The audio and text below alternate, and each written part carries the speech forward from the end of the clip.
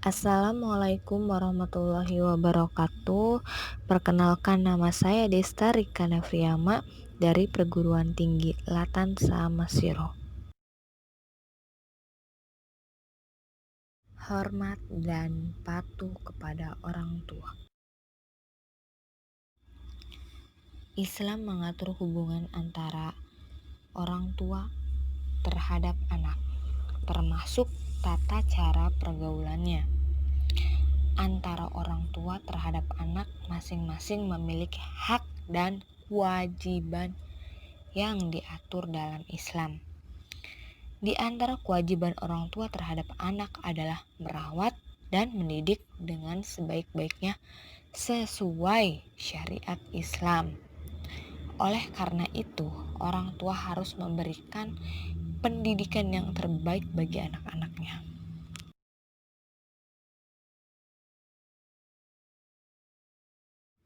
Dalam ajaran Islam, kedua orang tua memiliki kedudukan yang tinggi. Setiap anak diwajibkan untuk berbuat baik kepada orang tua. Birrul walidaini. Birrul walidaini. Apa itu birrul walidaini? Di sini birrul walidaini juga diartikan sebagai berbakti kepada orang tua. Perilaku menghormati dan mematuhi nasihat-nasihatnya termasuk birrul walidaini. Di sini juga seorang anak itu wajib menghormati dan mematuhi semua nasihat orang tuanya selama keduanya itu tidak memerintahkan kemaksiatan atau kemusyrikan. Bahkan seorang anak tetap harus menghormati kedua orang tuanya meskipun orang tuanya itu kafir.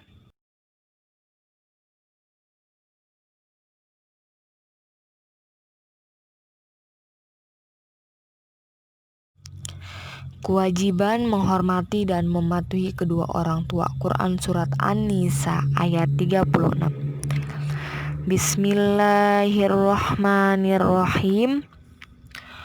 Wa'budullaha wa la tusyriku bihi syai'a wa bil walidaini ihsana wa bidzil qurba wal yatama wal masakini wal jari dzil qurba wal jaril junubi wasohibi bil zambi wabnis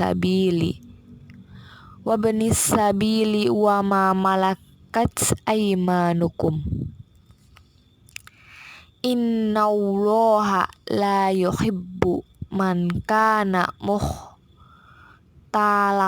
fakhura.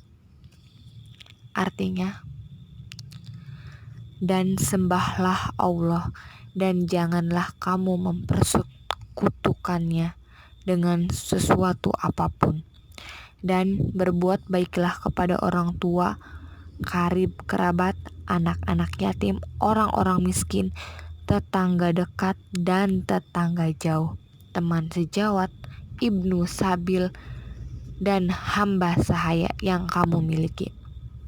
Sungguh Allah tidak menyukai orang yang sombong dan membanggakan diri. Nah, dari ayat di atas dapat diketahui bahwa perintah berbuat baik kepada kedua orang tua merupakan perintah langsung dari Allah Subhanahu wa Ta'ala. Perintah berbuat baik kepada orang tua diletakkan setelah perintah untuk menyembah Allah Subhanahu wa Ta'ala dan larangan syirik. Nah, ini juga menjadi bukti bahwa kedua orang tua menempati kedudukan mulia dalam pandangan Islam. Maka sebagai anak kita harus menghormati dan mematuhi nasihat dan perintah orang tua sebagai wujud bakti kita kepada keduanya, baik itu orang tua masih hidup ataupun sudah meninggal dunia. Berbakti kepada orang tua merupakan kewajiban ibadah dari Allah Subhanahu wa Ta'ala bagi hambanya.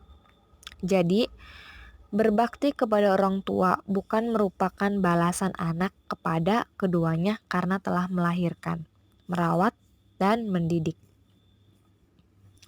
Karena jasa orang tua tidak mungkin bisa dibalas dengan balasan sepadan oleh seorang anak. Pada usianya yang sudah lanjut, tentu orang tua sangat membutuhkan perhatian dan kasih sayang kita. Di sini dalam sebuah hadis riwayat Muslim, Rasulullah Shallallahu Alaihi Wasallam bersabda, "Dia celaka, dia celaka, dia celaka." Lalu beliau ditanya, "Siapakah yang celaka ya Rasulullah?" Jawab Nabi Shallallahu Alaihi Wasallam, "Barang siapa yang mendapati kedua orang tuanya dalam usia lanjut atau salah satu dari keduanya, tetapi dia tidak berusaha masuk surga dengan berusaha berbakti kepadanya dengan sebaik-baiknya." Sumber kitab hadis Sahih Muslim. Cara menghormati dan mematuhi kedua orang tua. Simak.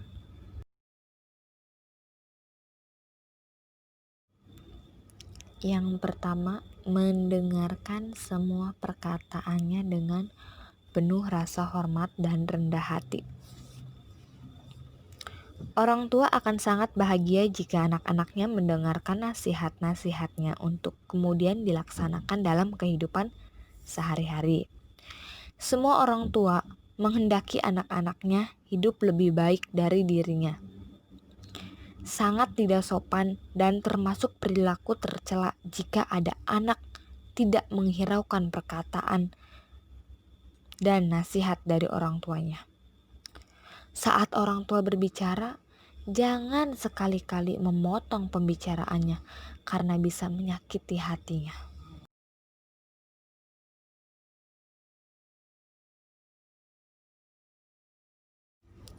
Tiga macam doa yang akan dikabulkan dan tidak keraguan pada ketiganya, yaitu yang pertama, doa orang yang dizolimi, doanya orang musafir, dan doanya orang tua kepada anaknya. Sumber hadis yang diriwayatkan oleh Ibnu Majah.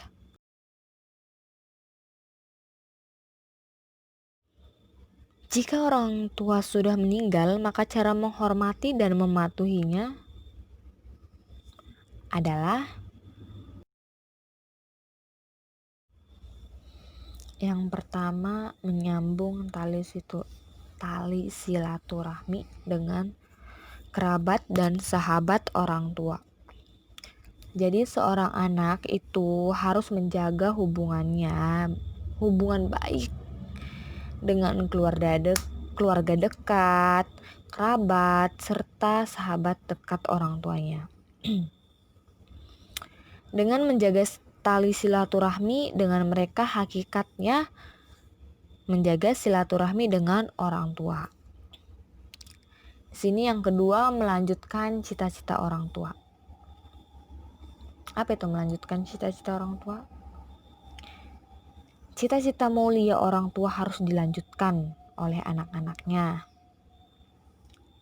Contoh, misalnya pembangunan masjid yang dirintis orang tua belum selesai nih. Maka sebagai anaknya harus melanjutkan pembangunan masjid itu. Terus yang ketiga, mendoakan ayah dan ibu dengan memintakan ampun kepada Allah Subhanahu wa Ta'ala. Doa anak kepada orang tua akan menjadi ladang pahala yang tiada terputus baginya di alam kubur. Sebab hanya anak soleh yang bersedia mendoakan orang tuanya. Hormat dan patuh kepada guru.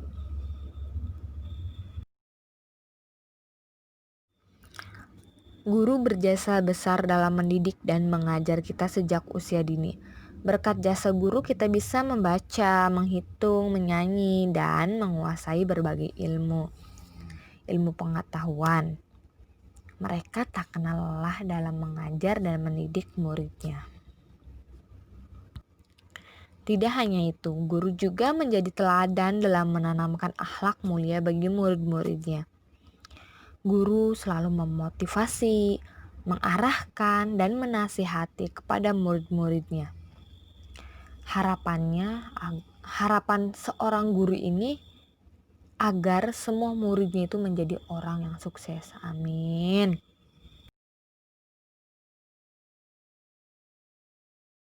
Bagaimana cara menghormati dan mematuhi guru? Bagaimana? Yang pertama, menyapa dan mengucapkan salam saat bertemu. Saat bertemu dengan guru, baik di sekolah maupun di luar sekolah, hendaknya menyapa dan mengucapkan salam. Assalamualaikum Bu, Assalamualaikum Pak, cium tangannya. Nah, ucapan ini akan membuat guru senang dan bangga kepada muridnya. Yang kedua, mendengarkan dan menyimak dengan baik semua perkataannya. Perkataan guru pasti mengundang hikmah, sehingga murid hendaknya mendengarkan dan menyimak dengan baik. Yang ketiga, mengikuti pelajaran dengan penuh semangat. Seorang murid memiliki motivasi yang kuat dalam mengikuti pelajaran, sehingga semua pelajaran yang diberikan guru akan diikuti dengan penuh semangat. Yang keempat, memandang guru dengan pandangan penuh rasa hormat.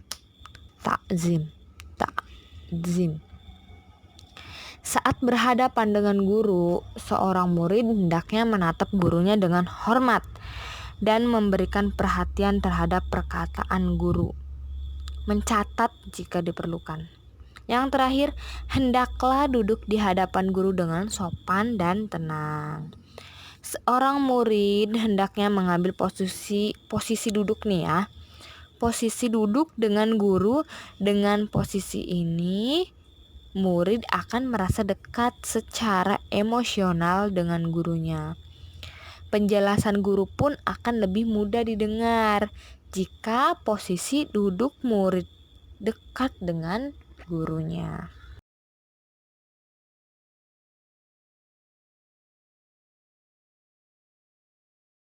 Terima kasih, semoga pelajaran hari ini bisa dipahami untuk anak-anakku semuanya. Jangan lupa mematuhi protokol kesehatan ya. Semoga COVID-19 ini segera hilang dan kita bisa bertemu kembali bersama kalian semuanya, anak-anak ibu yang ibu sayangi dan ibu cintai. Jangan lupa jaga jarak, disiplin memakai masker, jaga jarak ya, harus pakai masker, cuci tangan, dan hindari berkerumunan. Wassalamualaikum warahmatullahi wabarakatuh. Bye.